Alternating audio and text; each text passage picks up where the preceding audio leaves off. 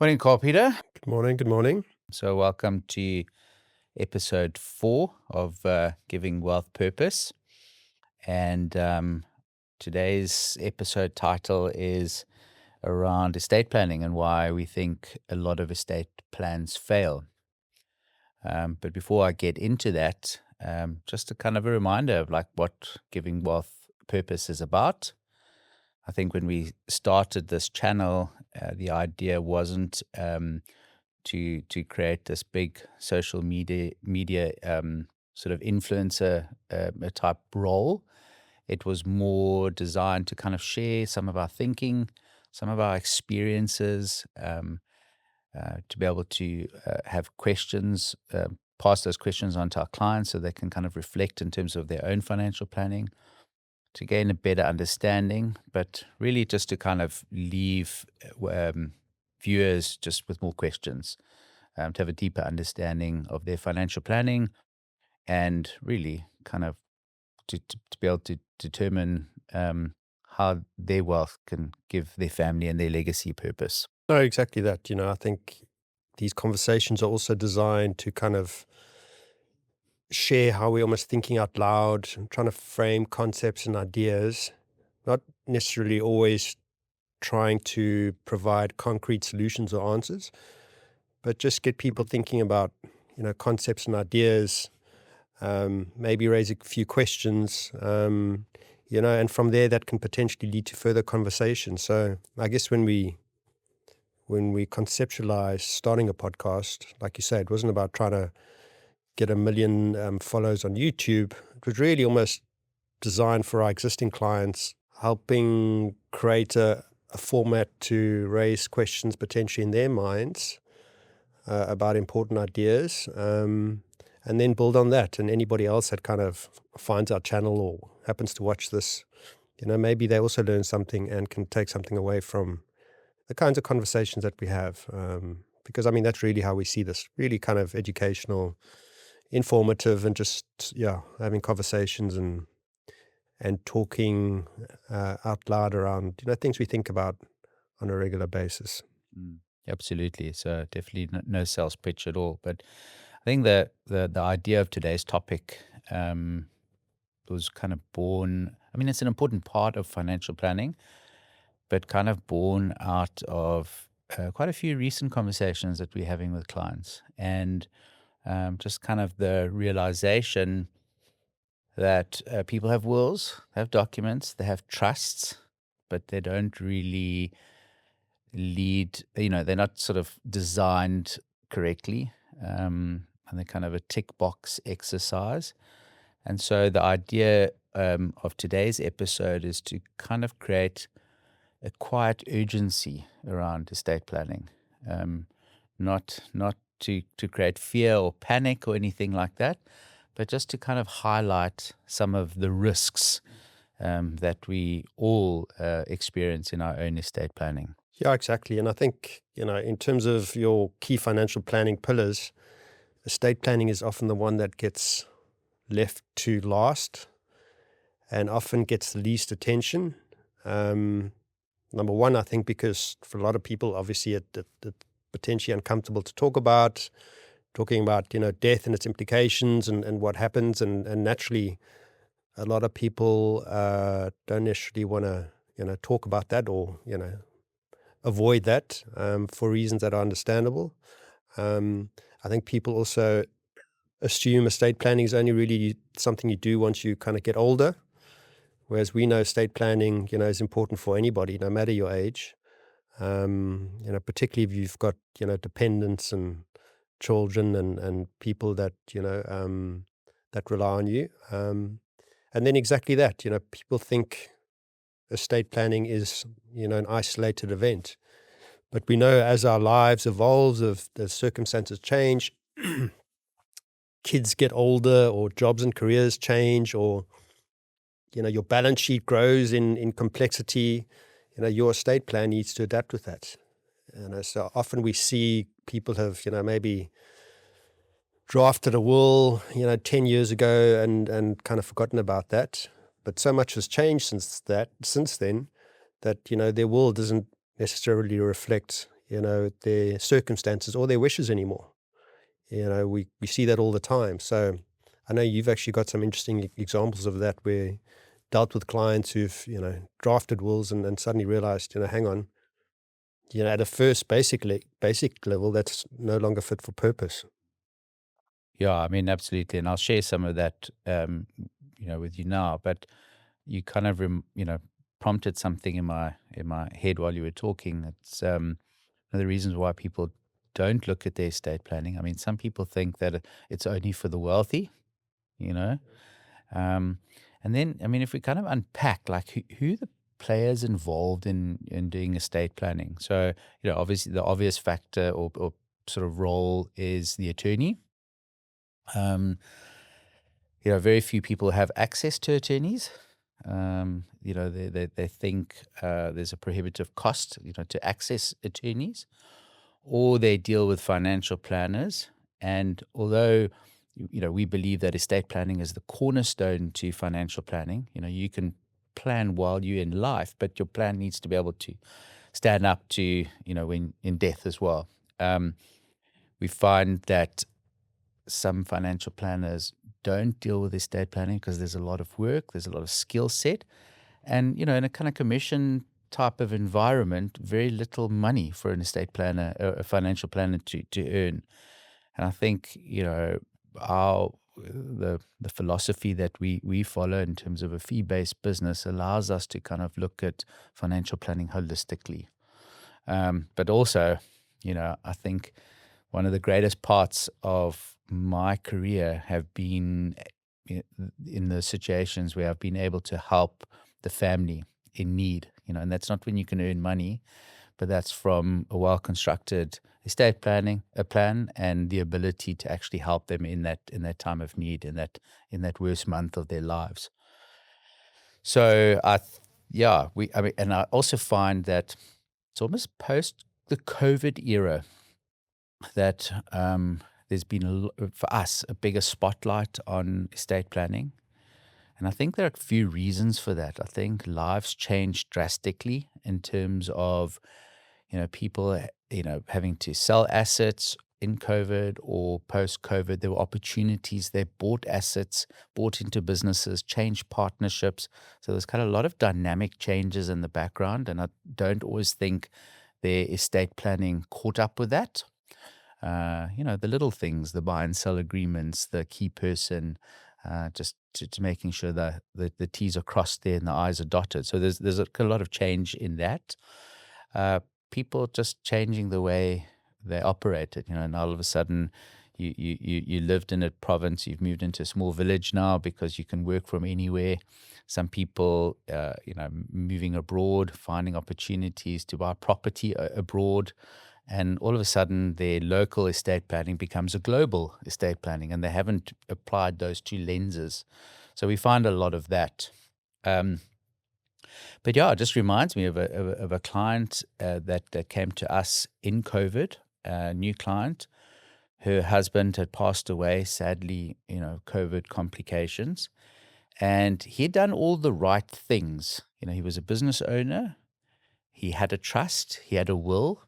There were life policies between his, couple of businesses to kind of create liquidity. Problem was, he was a sole director of his business, and his family didn't know anything about his financial planning. They knew there was a trust, they knew there was a will, they knew there were businesses. Sadly, because of sort of COVID financial complications, he made some changes in that period. And when he passed away suddenly, his family luckily still had access to his cell phone, and they were looking at the in contact messages that were going through on the beginning of the month to understand, what his financial transactions were, because they didn't have access to his bank account. He had a file with all these things, but the trust was dormant. Long story short, the estate cost them a lot of money. They had to sell the family home to create liquidity. I mean, they're fine now, but it was a traumatic time. And I think the estate probably took over 3 years to wind up. And, that wasn't because he wasn't wealthy. It wasn't because he wasn't clever. It was just because they didn't keep, their sort of finger on the pulse. And often, when we look at estate planning, it's that time in a family's life. Often I say it's their worst month of their lives. Having lost a loved one, and now having to kind of put these pieces of the puzzle together is just, adds to that trauma. And so what we like to do in our conversations with clients is we like to build that asset map. We use a tool because it gives us that one pager understanding of what their financial lives look like. It's like that. I always say it's like being able to build a puzzle, but if you don't have the picture on the box of what that puzzle means to look like, then you're in trouble. And so building an asset map to start off is something quite useful. But before we get into some of those things, Carl-Peter, let's unpack, like, who are the types of people that are involved in an estate, and what should clients be thinking about? Yeah, look, before we get to that, I think also just, to build on your story and something that we see happen quite commonly as well. Often, there's a head of a family who's kind of been responsible for managing the investments, managing all the household payments, and what ultimately, I guess, is a breakdown uh, the, of things going wrong is a breakdown of communication, essentially, because there might be documents, there might be things in place, but that's never been properly communicated, to the spouse or to the children or to other family members. So come day one, when after that that person has passed, often the rest of the family are now scrambling because they don't know who to go to, what to do, where all the key documents are. So that communication amongst the family, is so important.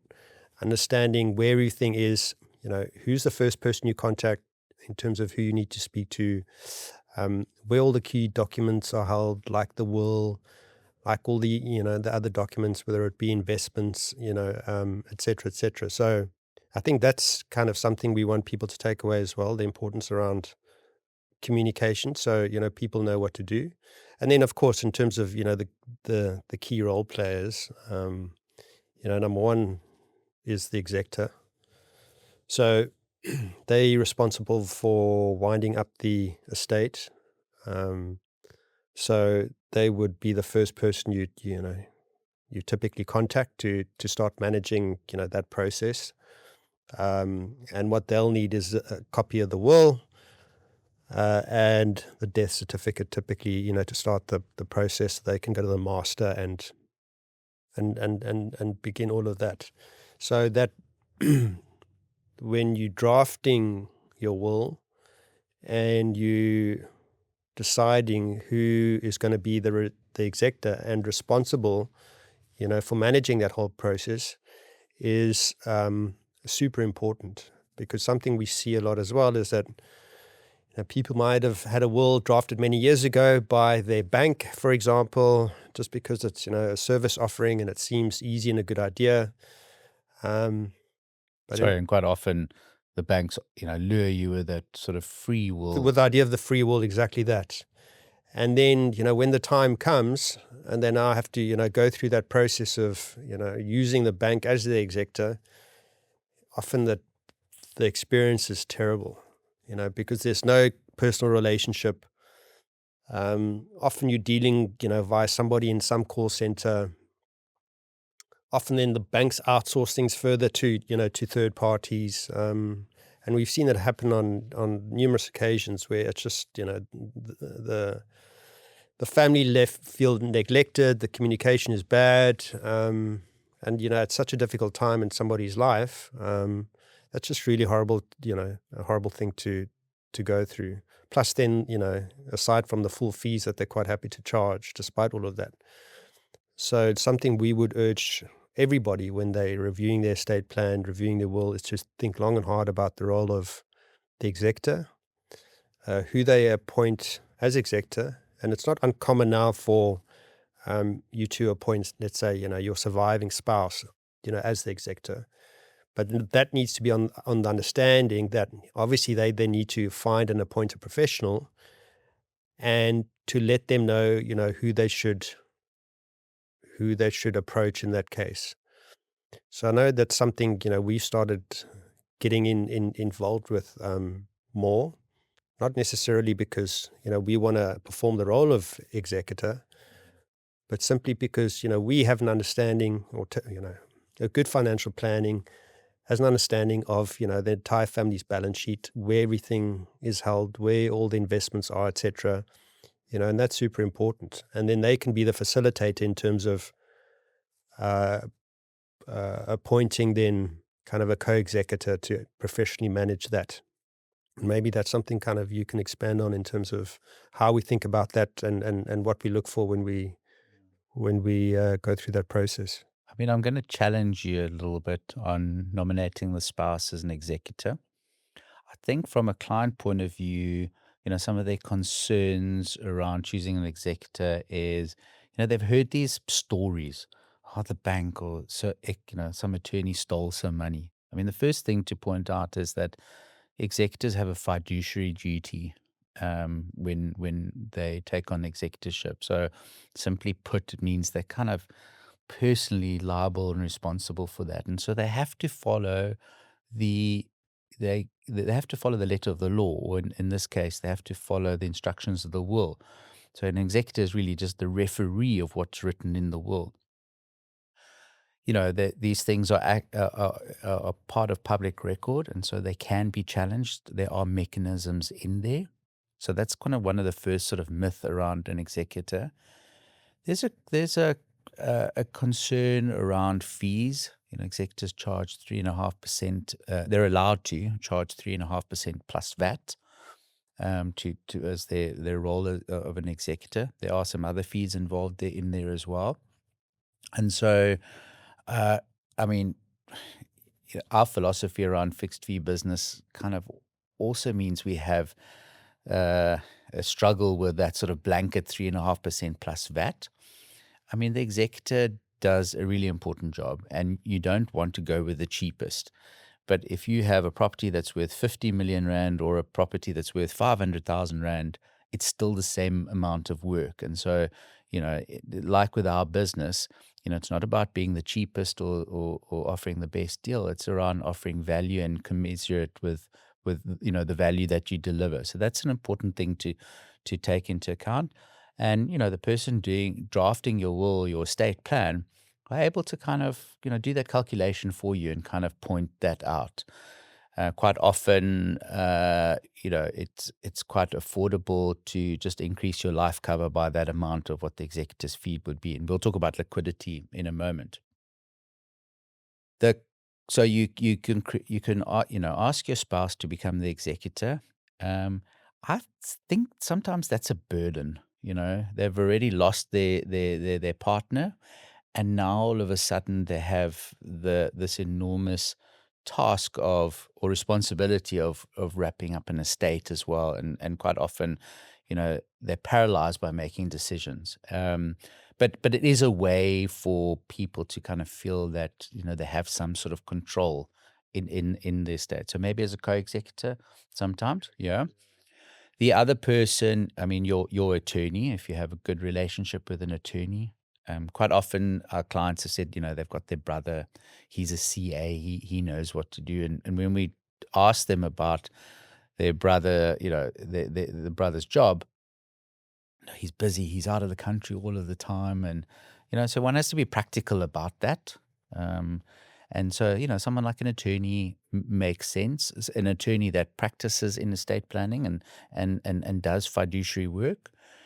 We kind of look at things like that, and I'll expand a little bit more. But also, quite often, an attorney that does conveyancing as well, because if their property transfers, there are costs involved in the property transfers, and quite often that sort of attorney, might give you a bit more of a favorable deal, not having to earn money on both sides of the coin there. And then, the other alternative that we offer is we allow clients to nominate us as the executors. Henceforward, we don't necessarily do the work ourselves. We will go and appoint an agent, and we might put that out to tender. And when we look at the potential executors, there are a couple of things that we look at. One, do they have the skill set to be able to do that? So complicated estates that have some sort of complicated requests in there. Are are we comfortable that they're actually able to do that? If they're offshore assets, that adds to the complexity, and there's some nuances around that. Uh, do they have the operational ability at that time? So it's one thing saying you have the skill, you're able to do that, but like, how does your workload look at that moment? You might be busy in a big project, and not actually have the time. And then, a very important factor is the cost. Is the cost fair? And, it has to be fair for both parties. Again, we're not, trying to go out and get people to buy the business, because it is a really important job. And so, yeah, we like to help our clients in that role. I think one of the advantages that we like to think about it is we understand the family. We understand their financial planning. We know where their assets are. We've had the conversations. We know who the important people in their lives are. And we're able to go report that estate timeously. Because, as you know, there are delays at the master's office. And so you want to have these estates registered very, very soon after the death, so you can kind of start that process. So those are the kinds of things that we look at. Let's just step back while we're on that, and when you're pointing the executor and who drafts the will, and also the importance of drafting the will and drafting it correctly, because also something that we see, just to kind of tie the threads together, is that people might go to somebody, just have a will drafted, but they actually have very little understanding of the balance sheet, the implications. So it's important to be able to marry those two. Where a good attorney, somebody who's really skilled in drafting, really good will, who understands the family dynamic, the balance sheet, where assets are held, et cetera, et cetera. So, maybe also just kind of speak to that, and then how that then flows into, you having a robust will to begin with. And then, of course, then, the executor then obviously follows. Mm. So, I mean, drafting a will, I mean, that's a legal component. I mean, anyone can actually draft a will. So there are templates out there. I mean, back in the day, CNA had a template to draft a will, and there are many product providers that offer free wills. But I think the important part of it is actually to understand what you're trying to achieve. And you raised a really good point around understanding the balance sheet, understanding, if you have a business. So is there a partnership? What does this mean? Is there a buy and sell agreement between the two partners? You and I are partners in a business, right? If something happens to me, it's important for you to understand what happens to my 50% share of the business. If I don't have a will, that's catastrophic, because then what happens is my estate is devolved, in terms to my children. And so Thomas is an adult, Layla is a minor, and without proper provision, the guardians fund would have to look after Layla's share of the business. Suddenly, you're dealing with some business partners that you don't want to deal with. One being a minor, represented by the guardians fund. So it's very important from a business point of view, and quite simple way to solve for that is just to create another legal document, a buy and sell agreement, in which my estate sells my share to you at an agreed price, and you might fund that out of life cover, and then you can carry on with the business. So that's an important part when we talk about balance sheet stuff, just understanding the nature and the nuance of that, and then also understanding the family dynamics. You might have, a lot of families have that black sheep in their family. It might be a child that struggling with some sort of addiction, and do you want them to have assets at their disposal? And so it's very important to kind of understand the family dynamics as well. You might have a child that has a learning disability, or is on the spectrum, and needs some guidance and help, and you need to kind of make provision for that. So I think it's that's the difficulty of just doing a will online or going onto ChatGPT and saying draft a will, is because you actually need to understand the dynamics of that balance sheet and the family. Yeah, exactly. And I think we've spoken about this before. I mean, it's still quite common in our industry for families and individuals to kind of work in silos. So you've got your attorney maybe who's drafted a will, or you've just gone to somebody to get a free will. You've got somebody who's kind of doing the tax. You've got the financial planner, and there's no integration there. So working on an integrated basis where somebody, and that's how we see our role as well, where somebody can provide that, I guess, high-level overview. You still want to put in the specialists where needed, but make sure that everything talks to everything else, so that objectives, goals, wishes, everything's, fully aligned.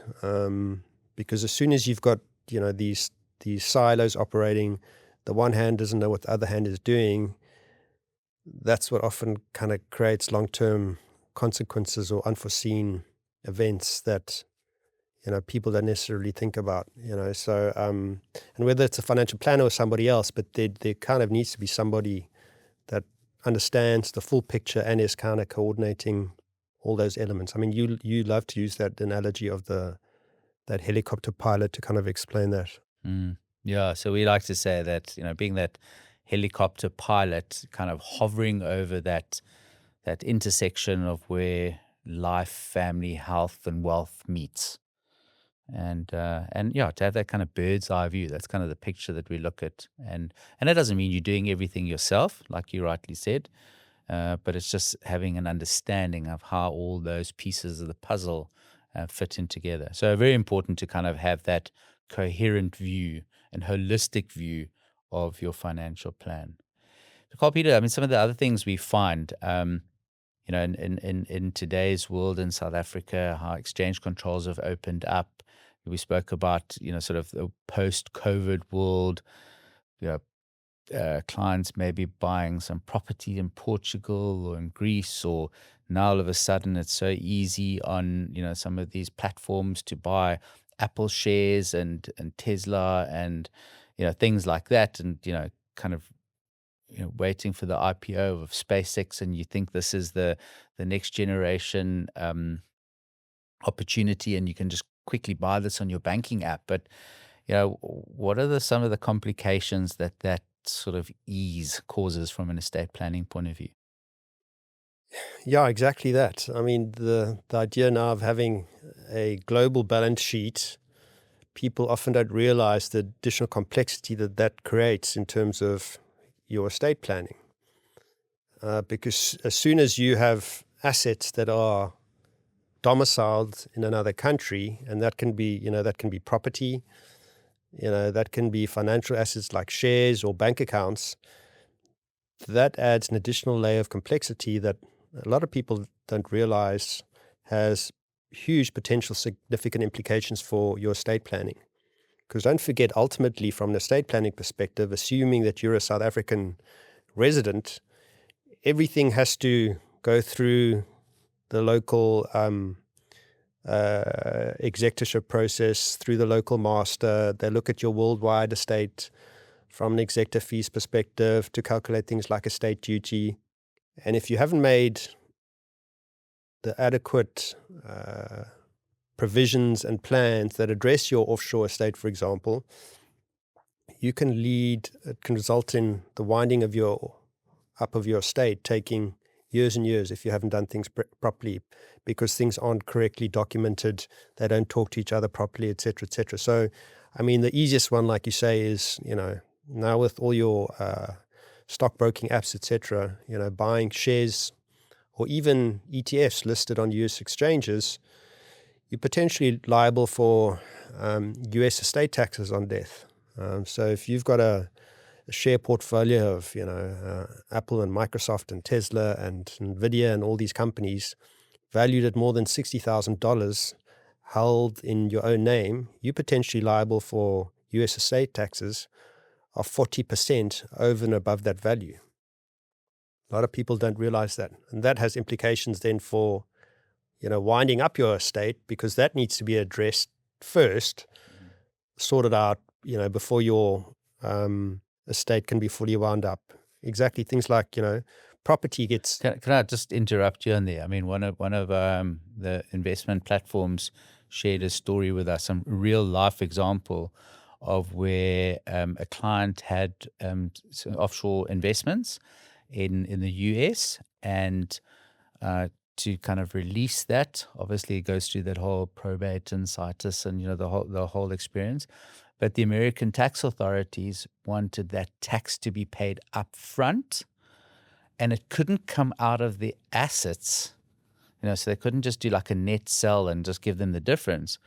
So the South African estate had to get cash to the US to be able to do that before they could release that.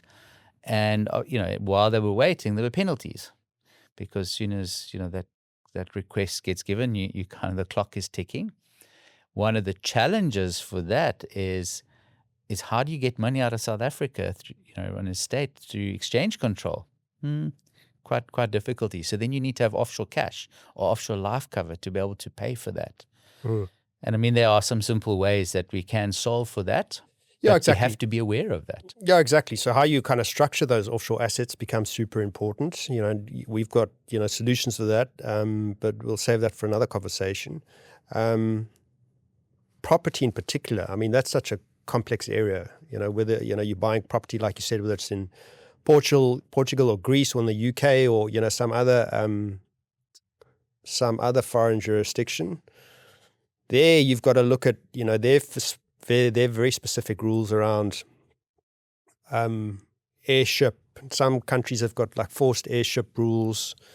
You'll need a will drafted in that country that talks to their inheritance type rules and regulations to make sure all of that's properly handled. Imagine you own a property in the UK now, and we know what property prices are over there. Anything over and above 325,000, you're paying inheritance tax on that. At I think it's 40% still. That one has to factor in. And, the same could be said of a lot of different other countries and jurisdictions through Europe. So that level of complexity, requires a huge amount of thought and planning. And, have you made provision for, have you got foreign wills for assets in all those different jurisdictions? So estates can be very complex. And, I mean, you've got that example as well of that, I think the client who had property in Greece, was it? And the estate 10 years later still isn't wound up simply because that was never addressed properly. So, I mean, those complications around multi-jurisdictional planning, often we hear clients say, oh, don't worry, it's only 5% of my portfolio. But actually, it's going to lead to 100% of your problem. In South Africans over the last few years, I mean, again, post-COVID, there were all these kind of golden visa investment opportunities. I know Portugal was quite a popular route. Buy a property with, at one stage, 300,000 euros into 500,000 euros in a qualifying property to be able to get citizenship. There, again, Portugal has forced airship rules. There you have to have a will written in Portuguese, and it's sort of signed and drafted by a notary in Portugal.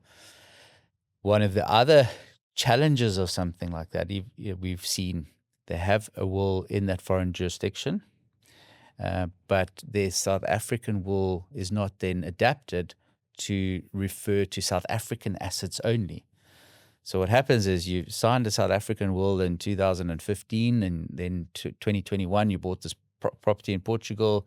You wrote up a new will in Portugal, and that Portuguese will kind of then supersedes your South African will. So you need to make that distinguishment to say, these deal with my Portuguese assets only, and your South African will to suddenly look after your South African assets only, because in the absence of that, your will is talks to your worldwide assets. So we've seen that as an issue. No, absolutely. So I think as we kind of wrap up this segment, the point around estate planning and drafting of wills and documentation actually potentially requires a lot more thought and planning and updating than people realize.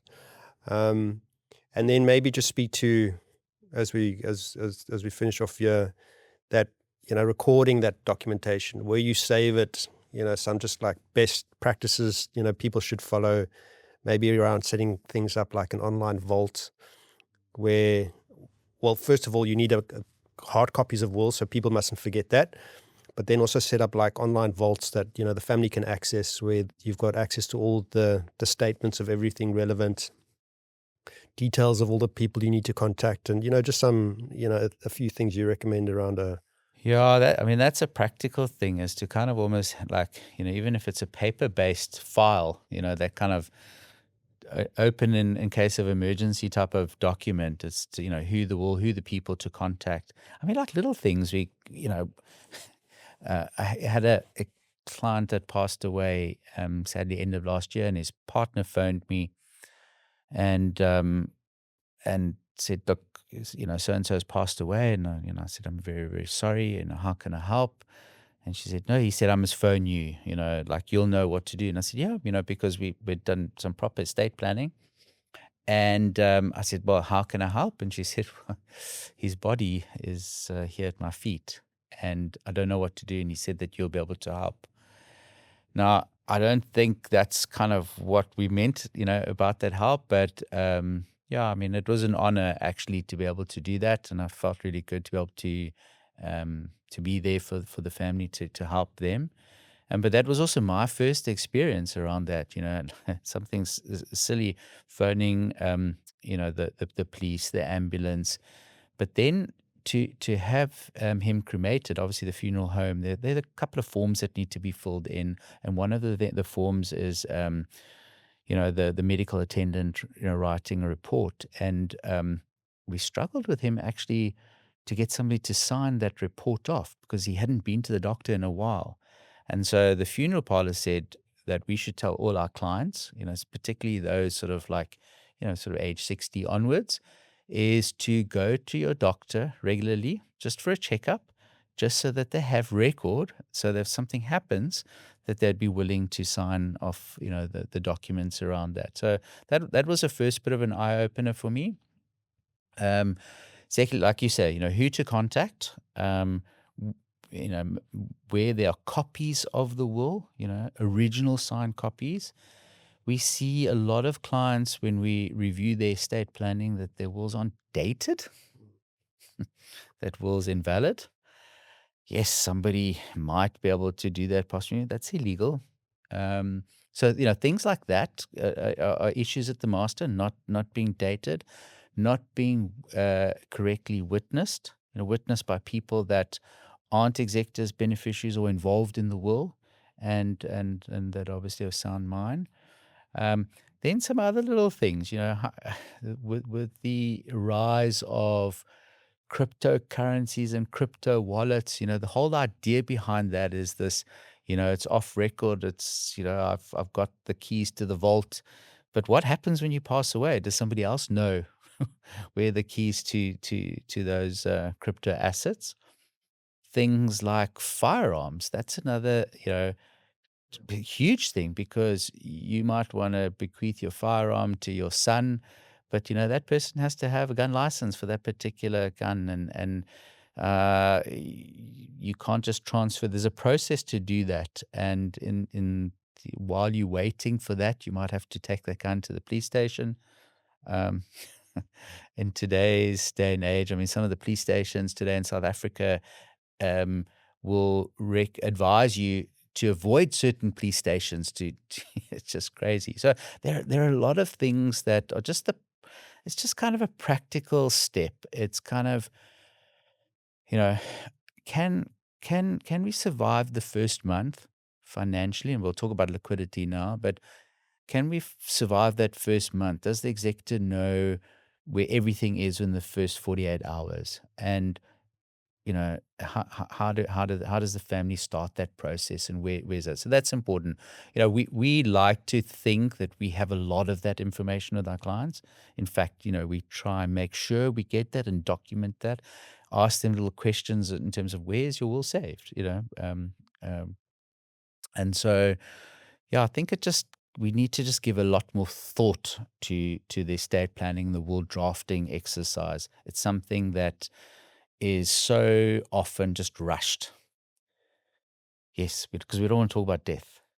We got a will, but we actually need to kind of take a step back, understand it's day one. What happens now? Does my family know what to do? Where's money going to come from? Day 30, where's, the first 100 days, how does that look? And are we able to solve for all those little points? And so, yeah, that kind of brings us into the sort of the next topic, and that we like to call the liquidity trap.